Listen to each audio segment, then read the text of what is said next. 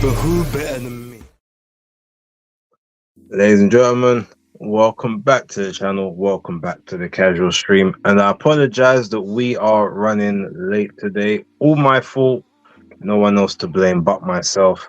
But we are here. Obviously, today was planning to be a bit of a shorter episode, same as yesterday. Probably will go a bit shorter than the hour that we normally do. A few bits and pieces to kind of talk about. But yeah, I do apologize for those that were waiting at 7:30. Long story short, it's been a very long 24 hours or so. Yeah, and a few things kind of just happened beyond my control. But we are here now. I've got everyone here, just raring to go. So thank you very much for being in attendance. We'll keep everything a lot shorter, a lot more compact than we did yesterday. I'm gonna jump into the chat real quick and just see who's attended. I'm literally gonna give it a minute and a bit, and then we will we'll kind of get started on some of the stuff I want to talk about today. But I hope everyone's doing well. Had a good night. It's had a good day since yesterday when we had our little PVC talks.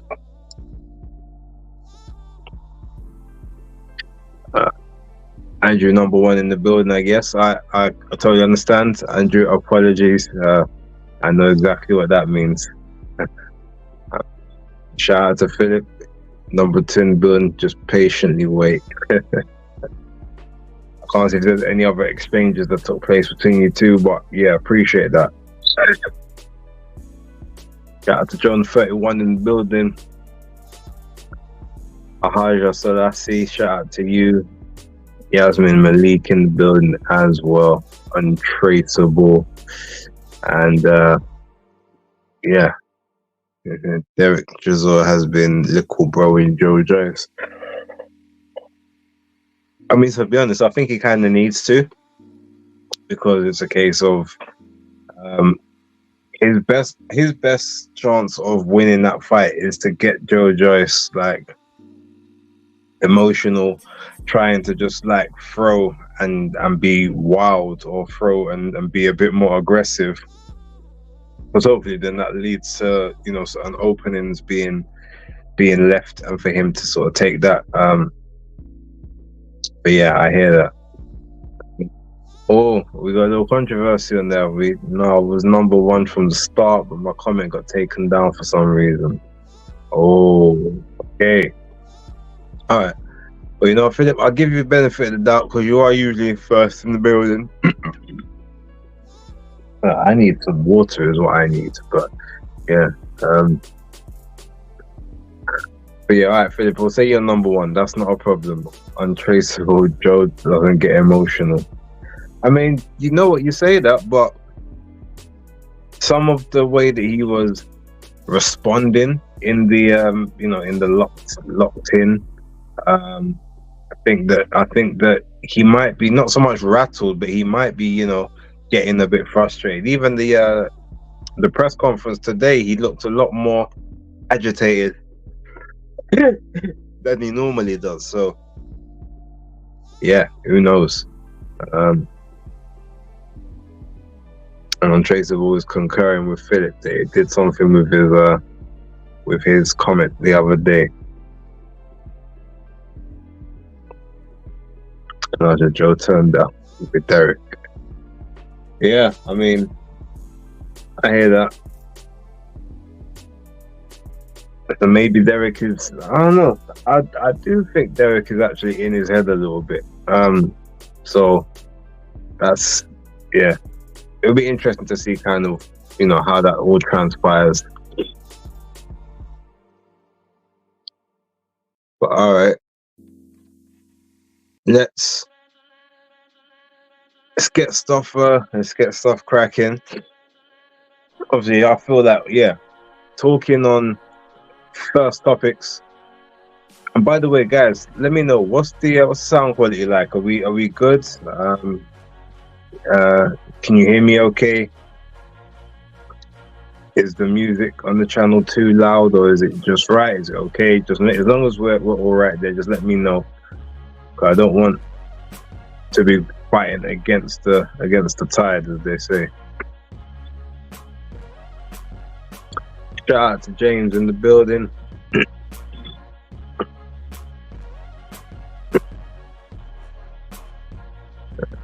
It's fine. Okay, good stuff. Oh yeah, no. I guess another real quick thing about that is, Derek Chisel saying, making fun of Joe Joyce about, oh well, they ain't never even had no champions from China, basically saying that, look, you might have the one decent Chinese heavyweight, but they ain't really got combat stars like that from China, and you let the Chinese man beat you up and knock you out on 2 occasions.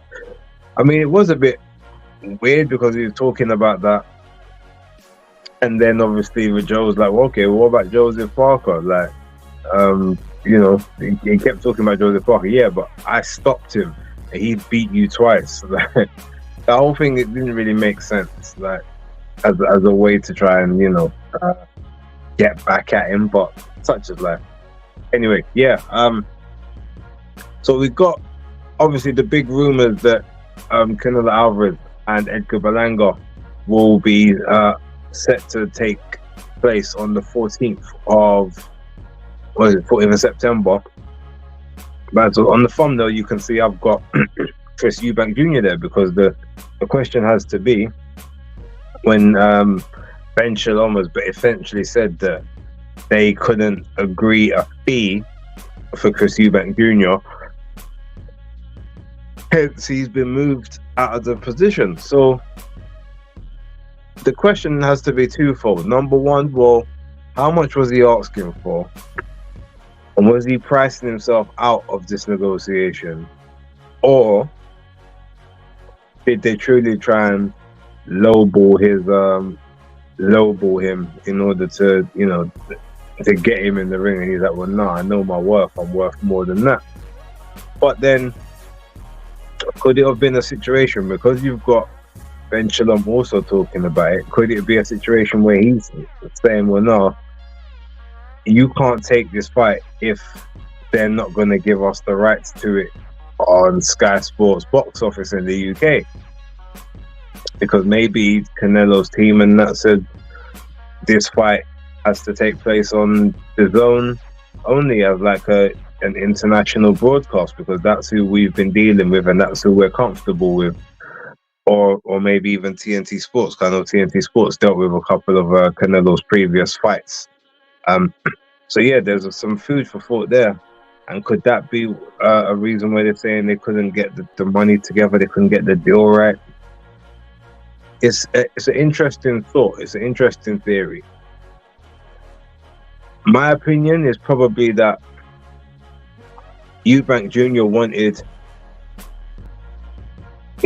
let's say he wanted the same kind of money he got to face Liam Smith, maybe the first or the second time, but he was offered more than that initially to face Conor Benn, and when they were supposed to do that fight, but they're obviously offering him less to fight Canelo, and he's like, well, no, because I've already been given bigger offers than this, so why would I take the lower money against you? But obviously then you got to factor in that it's because now he's facing him in a place where he's facing him in a place where he doesn't have the same marquee value. So you can't expect to get 5 million in the States just because you're able to get 5 million in the UK when people don't really know you like that in the States. So you're part of the person may not generate that. I would assume that it's probably somewhere in between there in terms of like how this is all playing out. But more than anything, now it's just a case of, well, what really is Eubank Jr. going to do next? He hasn't fought since summer last year. He's about to turn 35 in 2 months. Like, the activity's not there. You know, everything's just a bit nuts. Who's he gonna face in this first match in the partnership against Boxer? Because remember, that's what it's been called, a promotional partnership, not a promotional deal. There's way more questions than answers at this point. He was asking for Billy Joe money, knowing Chris. Yeah, probably. Imagine if he was like, no, I want the same amount of money that Billy Joe Saunders got when they was doing the Undisputed fight. And they're like, what? You ain't got nothing that he wants, so there's no reason for him to give you that money, and you don't generate that over here. Who knows? There's a lot of things where we can speculate. Hot Pies in the building as well. Shout out to you, Hot Pies. Chris Price out Jr. James, Canelo could have been using Chris to negotiate on his side. Quite possibly. We also do have to consider that. Sometimes you do that to get a more favourable deal, but I highly doubt that someone like Edgar Berlanga would have been trying to ask for more than he was worth, knowing the payday that he can get from quote unquote the back end money against Canelo, especially with a Mexico versus Puerto Rico rivalry and whatnot. I don't know. It's all a bit, it's all a bit up in the air. Hard to really justify which way it goes, if we're totally honest. But yeah, such is life.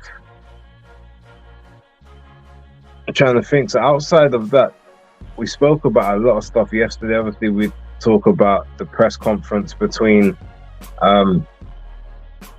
Joe Joyce and Derek Chisora, and I guess Enoch Baluta and Dennis McCann. They had a nice little exchange on the undercard later, earlier on today as well. Girl Raven Chapman, she's back. So it's a shame I'm not going to be at the event tomorrow on Saturday, but I will be taking a keen interest in kind of what's going on. I may actually be able to do a watch along for that. I'm hoping I can do a watch along for it.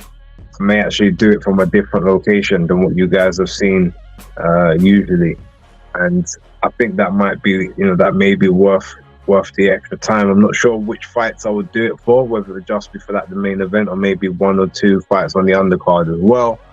But yeah. But with that being said, before the light outside fails me, give me some topics in the chat to speak about. I can see someone mentioned something about I guess Tunde and Yards and their situation. Been very quiet over there. Also, I guess I want to touch on the Justice Huni fight from earlier on today over in Melbourne, Australia. I did see, I've not watched the entire card, but I have watched the main event. Obviously, it did come on the time when I was at work, so I literally took some time out this afternoon before I got home to watch that main event. And I've got to say, I like what Justice Huni was doing in that fight. And you know what's funny? If you guys look at the way that he was fighting that fight, he was fighting that fight as a more athletic version of a more athletic version of like someone like Adric Caballero, because he never used to really dig to the body a lot previously, but he's actually started investing to the body now. And I heard that they were working on some stuff since the last fight he had over in Saudi Arabia. So I'm assuming that this fight, that they've started to employ certain other tactics where it's about keeping closer to the opponent and working downstairs a lot more rather than trying to, find and land those headshots. But him investing to the body, he's starting to do a lot more damage, or at least he was. And obviously he's helping the KO ratio, but at least now he's got that 50%. 10 victories, 5 by KO. that should that should sort of be a stepping stone for him. It'd be interesting to see what he kind of does moving forward. If anyone has watched that fight or the card, tell me if there's any other fights on the undercard that they view and deem worth watching. I will check out the card a bit more later on, maybe even tonight. Once I kind of get ready, when I'm getting ready to go out, I may put it on and just observe some of the undercards. But yeah, so let me know, guys and girls, what your thoughts are of that, and also what your thoughts, obviously, Joe Joyce and Derek Chisora, who you think is going to win, how you think that fight's going to play out. Yeah, let me know all of that. I definitely want to hear you lot's take on that one. Let's see. So we got a couple of us.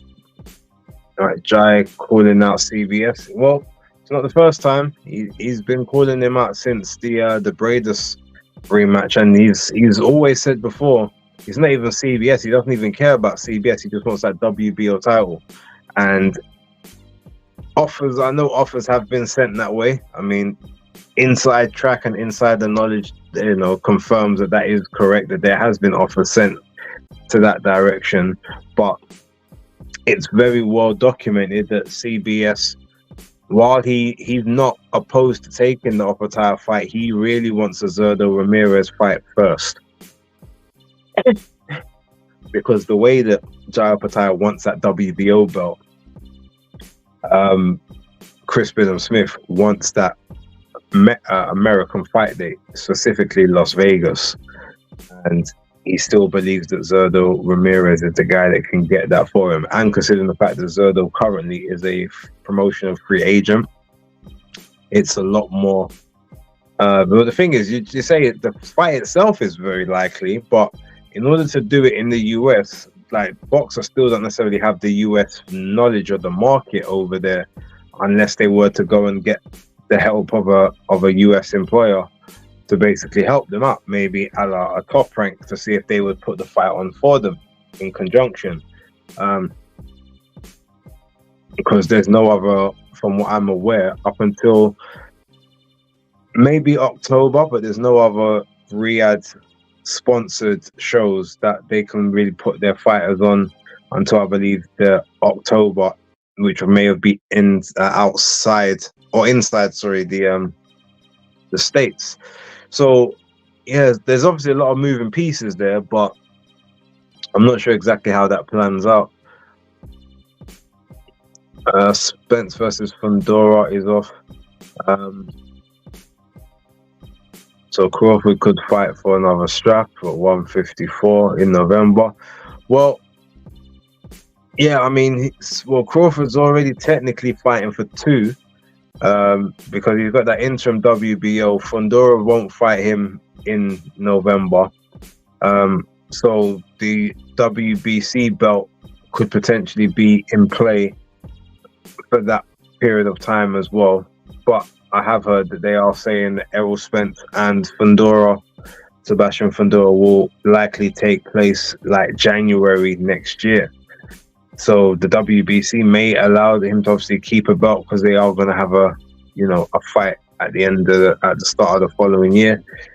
Who knows? It's all a bit of a mad one at the minute. Untraceable. CBS has held on to the belt on the strength of McGuigan's brain power. Well, quite possibly. But he's, I'm gonna call CBS the same word or the same phrase that Stephen Larson. No, sorry, it's not Stephen Larson. It's what's his name? Simon Miller from What Culture, what he calls Chelsea Green. I'm going to call CBS the maximizer of minutes, because whenever he gets in the ring, he finds a way to put on the to sort of get the best out of the time that he's given when he's in the ring. And that's exactly the same thing that Chelsea Green does. So yeah, brilliant stuff from CBS. It'll be interesting to see kind of what he does. I knew Philip was going with the question. Oh yeah, how was Deadpool and Wolverine? it was worth staying up midnight, leaving the cinema nearly 3 o'clock in the morning. That's what I will say, Philip. It was a good film. As far as the Deadpool films go, it's either number one or it's number two. Because the first Deadpool film maybe could still be considered the best one, but it's a good film and it's a fitting wrap up to like the whole 20th Century Fox run of films and everything that kind of led up before the MCU started. Yeah, it's a really good film, some good action and a lot of violence, which is what we want from a film like that. James, what do you think about Frank joining the Zone? I hear TNT are downsizing since BT takeover. I mean, yeah. Look, to be honest, Frank Warren joining the Zone makes logical sense, and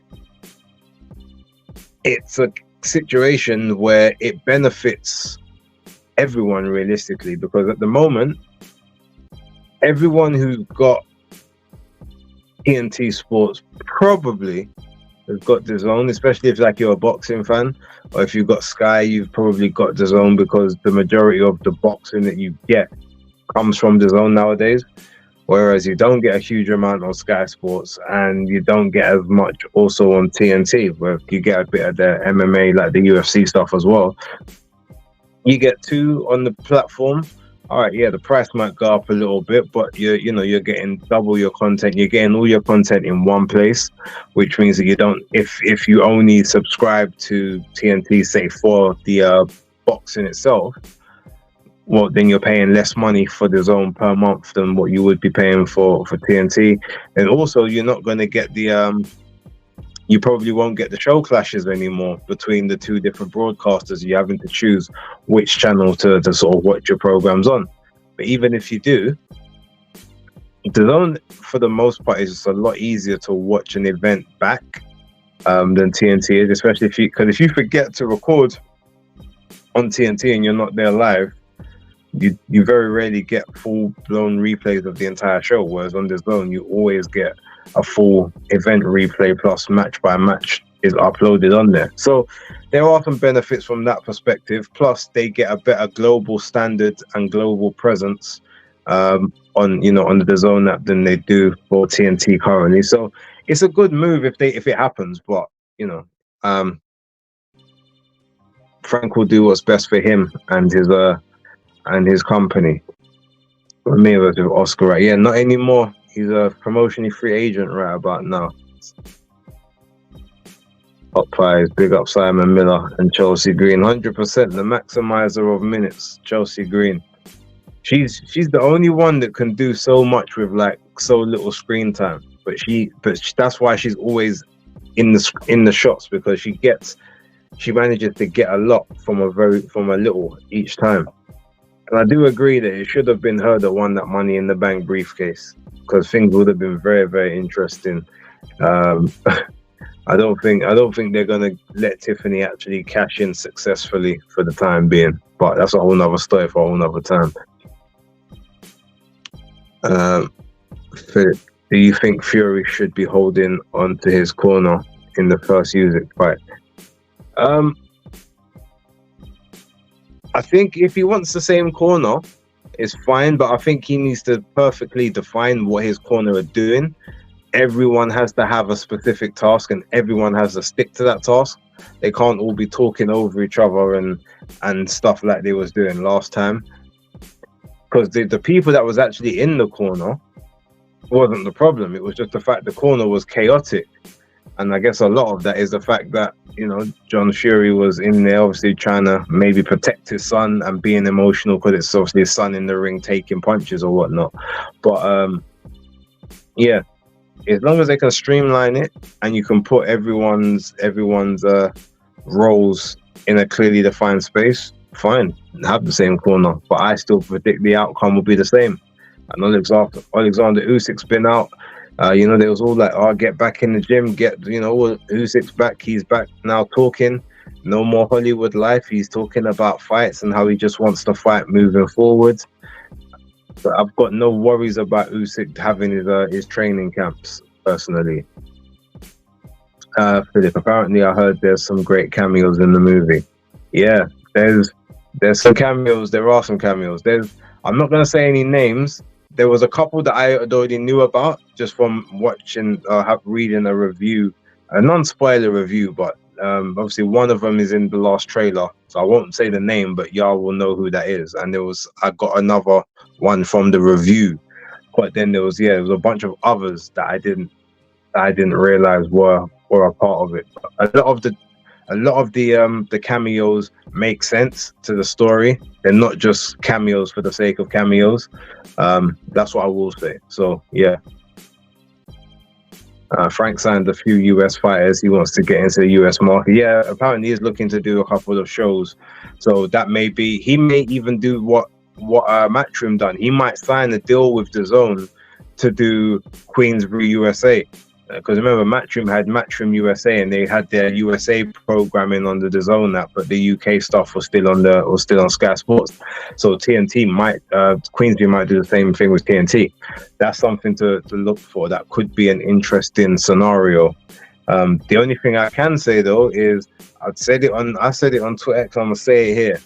Brandon Lee is a bad investment for Queensbury, and the fact that I think he's going to be fighting like basically on the undercard, like way down. He might even be on the prelims part of the card that they've got at the O2 this weekend.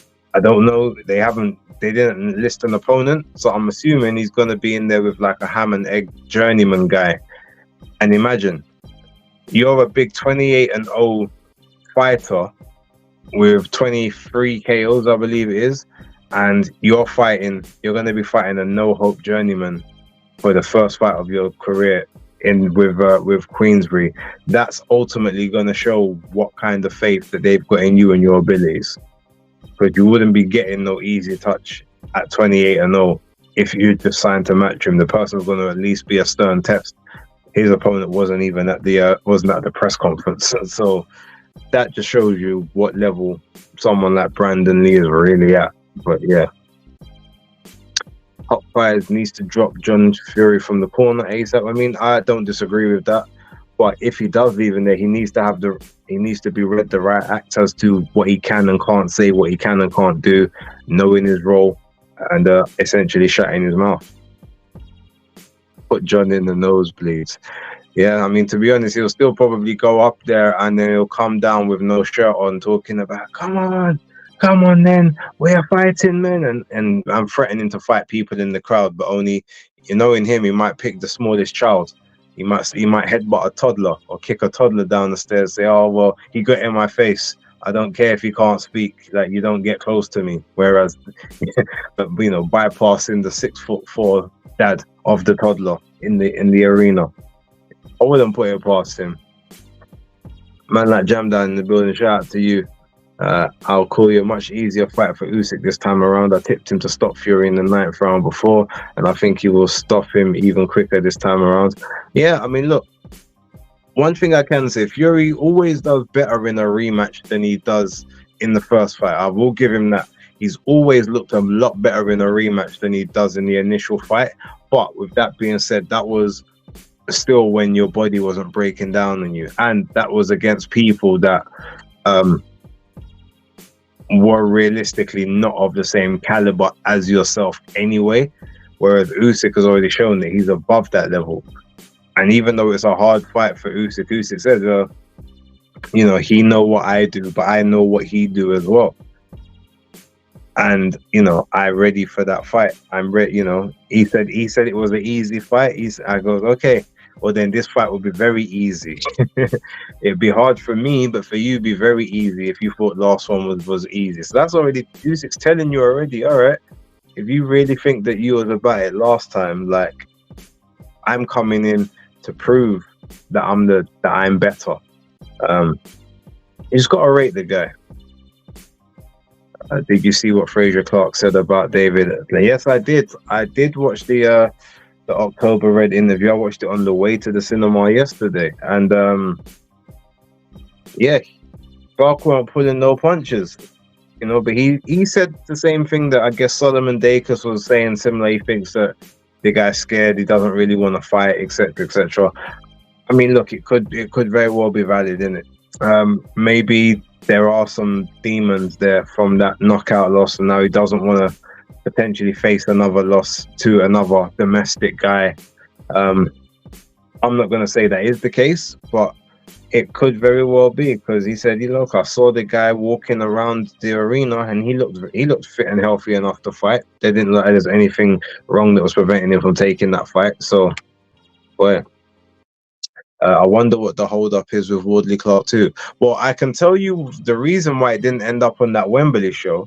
And funny enough, because I think they let the cat out of the bag the other day, right? So I think I'm allowed to say this now, basically. And if I'm not, oh well, tough. So initially, that fight was supposed to be on the Wembley card as the chief support, but they couldn't agree on the money for it. They felt that because of the first fight, this fight they should get part of the pay-per-view. Because obviously the pay-per-view for the fight is only really going to be for the main event. But they felt they should, I'm not going to say who, but they felt that they should get part of the pay-per-view as well, plus higher purses for taking, such a hard fight and running it back. And they then thought, well, you shouldn't really be playing second fiddle. We need these big British fights, and this fight shouldn't be, just one of many, when we can get some pay-per-view money for ourselves. But you also heard Frazier Clark in that interview basically talking about the fight possibly taking place in October. Well, if it's taking place in October, the fight's only going to be taking place on the Bivol and Better BF card, so you're still not going to be the headliner. You will get more. There will be more money for the pot for you for that fight, because those two guys are a lot less expensive than the Anthony Joshua, for example. But that's essentially what it was. They wanted more money than the teams were willing to provide, especially at such a short notice that they were trying to get all the fights together for. And so now they're still not going to be the main event, from what I've heard. They're gonna end up on the on the Bivol Better BF undercard, I think, as the chief support there, or possibly the third from top. Shout out to North Bank Bren and that guy. Yeah, shout out to you. Philip Andrew Frazier seems upset with David. He doesn't believe he's injured. Yeah, exactly. That's basically it. And their rivalry, or their little drama, stems from when they did the face-off, or that little thing on the Fight Is Right from last year. Obviously, David does talk quite a bit, and I guess you've got Frazier saying, well, you've kind of been humbled, and you ain't been looking, you've been looking a bit funny in the light. That's kind of what they're saying with regards to how that situation is playing out. So, boy, watch this space. I wouldn't be surprised if that is a fight moving forward. And obviously, again, Frazier is Midland, Dacus is Midland, so they, the Midlands lot do kind of stick together, even if they do have to fight each other. And he's basically pulling David's quote unquote gangster card. He's saying he's a fake wannabe roadman. So yeah, North Bank gonna be easiest fight of Fury's career, 100%. Usyk says that he's not going to retire. Don't know about that. He's done everything, and even if he does stay fighting, I feel like he's going to lose it. Yeah, look, everyone's gonna lose eventually. But I think if Usyk basically does what we believe he can do, which is beat Fury in the rematch, he said that he's gonna look for new challenges. So I don't think he's gonna stay a heavyweight. I think ultimately he's gonna go and try and collect a Bridgerweight title, and then either try to go back down to cruiserweight, or he's just gonna take fights that he wants to take. I feel like he will relinquish the other belts, because he said, look, I'm everyone already knows I'm champion, so I gave them the IBF belt because that's what they wanted. I wasn't forced to do it, I decided to, But either way, everyone knows I'm the champ. So if he gives up the rest of the belts and says, I'll just fight who I want to fight because I just want to fight, that's how he decides to go, no one can really say anything to him because he's beaten the best guys out there of his era and of the era, and technically the era after his as well, because Daniel Dubois was, outside of his era. He's got nothing else to prove. He doesn't have to then go and fight the Jalalovs and the Kabayels and the Jared Andersons and all of and that crop. So I personally want him to retire after the rematch, but I understand he just has that spirit, and I guess maybe he's got a bit of a renewed vigor now that because before he was tired of a lot of politics and things happening and him not being able to get fights that he wanted or the way sort of the time frame that he wanted to get those fights in. Well, now because of the whole Saudi thing, he knows that any fight he wants realistically he can get and they can pay for, which is maybe giving him more of a motivation, because it's not about him being paid for the fights, it's about him being given access to those fighters.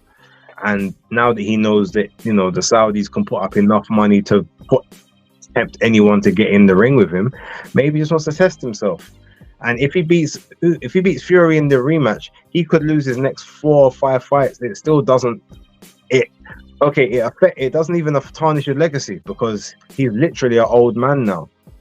Everything he's doing past this point is just extra sauce. So even if he was to lose 4 fights on the bounce, everyone's gonna say, "Well, you didn't beat the Prime Usyk," because we saw what Prime Usyk was doing. Yeah, he's old now. So you're not gonna get the same credit, and we're not gonna take the same level of credit away from it. So that's kind of how I see it. I thought it would have been because Ben trains AJ and Wardley too. Yeah, well, there's a part of that, but yeah, I would rather it was on another card anyway, to be honest. Yeah, I hear that, but yeah, it wasn't about the training situation. It was all to do with money. They wanted additional. They felt that they deserved more of the pot to have that kind of fight, and they didn't feel like. And then there just wasn't enough time to do the deal. That was basically it. Shout out to Mullah in the building. The beauty of the pencil, shout out to you. Just tuned in, keep up the great work.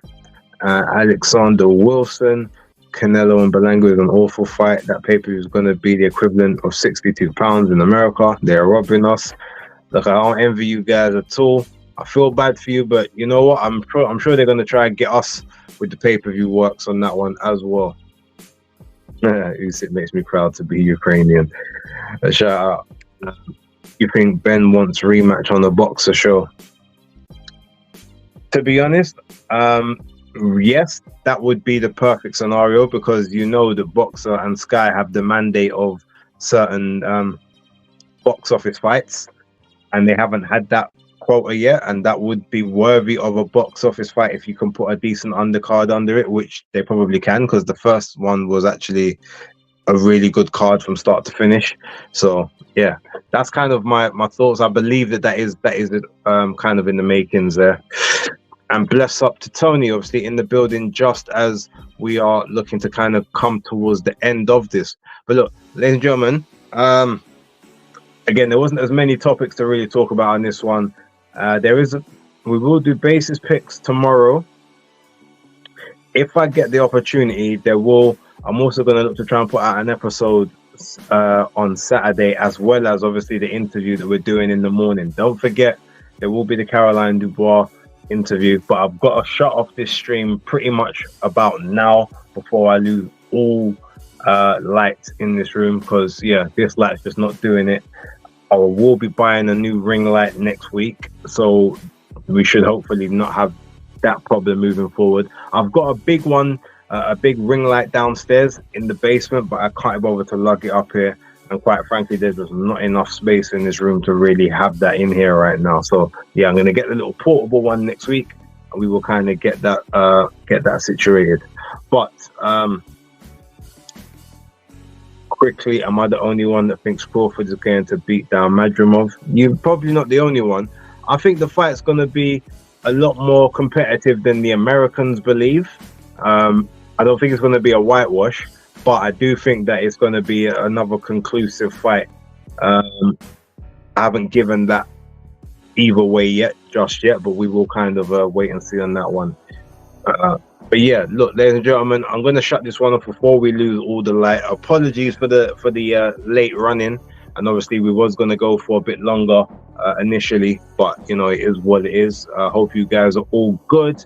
I will catch you on Basis Picks tomorrow. Hopefully we get another episode out, and make sure you guys all show up for the show on Saturday. But until then, Hardcore Casual out. Maybe I'ma make it, maybe I'm not. In time we'll see. But who better than me? I don't care if you agree. I ain't saying that I'm better than anyone. But who better than me?